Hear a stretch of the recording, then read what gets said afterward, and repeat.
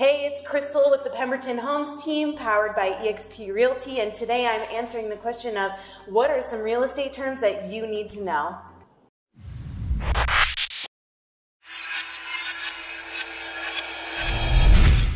Today I'm going to be talking about 10 important terms in the real estate world that will help you write your best offer. The first term I'd like to talk about is real estate. Real estate includes land and the property on that land. Both of those have their own value, and land is a limited resource, so of course it's going to increase in value over time, and the cost of building also goes up, so that is what causes your real estate to appreciate. The next term you need to know is purchase agreement. This one's pretty simple. It's the contract you enter to buy a home.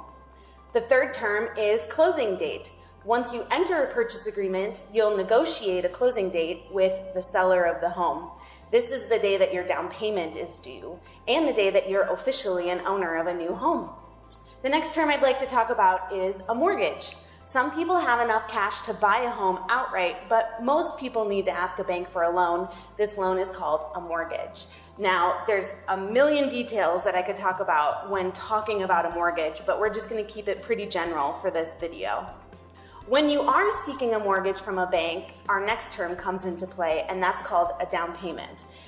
Banks have built-in safety nets for themselves to protect their interest because they're giving you a lot of money to buy a home. One of those safety features is a down payment.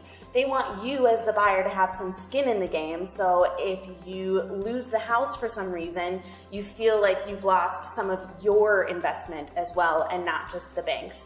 It really causes less people to go into foreclosure by requiring a down payment. Not all mortgages require down payments, however, but most range between 5% and 20% of the purchase price. The next term I'd like to talk about, most people know but don't fully understand, and that's equity.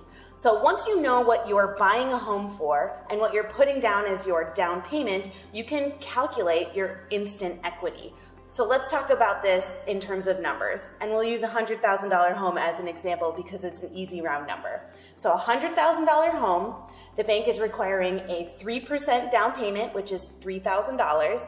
You now owe the bank $97,000 to buy that home and own it free and clear.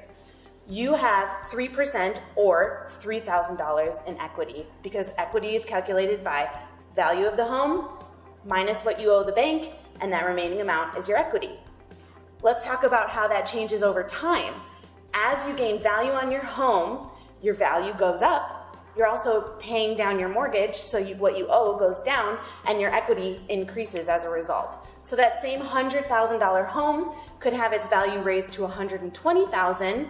You've since paid down your mortgage by $10,000. Your new equity is $33,000. The final term I'd like to talk to you about today is closing costs. Most people understand when you buy a home that you'll have to bring money for your down payment, but a lot of people don't understand that there's actually additional costs related to buying a home.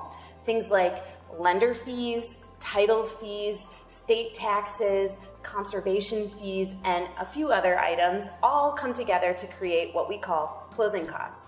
Sometimes you can get those closing costs paid for by the seller of the home, but that's related to negotiating an offer. Thanks for tuning in today. This is Crystal McClure with the Pemberton Homes team and eXp Realty. If you have any questions for future videos, our contact information is down below. Thanks again for tuning in and have a great day.